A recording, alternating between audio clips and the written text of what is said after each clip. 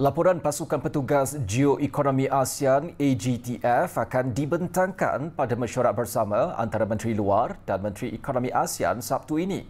Ketua Setiausaha Kementerian Luar, Datuk Seri Amran Mohamed Zin berkata, mesyuarat itu juga dijangka mengeluarkan kenyataan bersama yang menyentuh hala tuju dan koordinasi Komuniti Politik Keselamatan ASEAN ASPC dan Komuniti Ekonomi ASEAN AEC.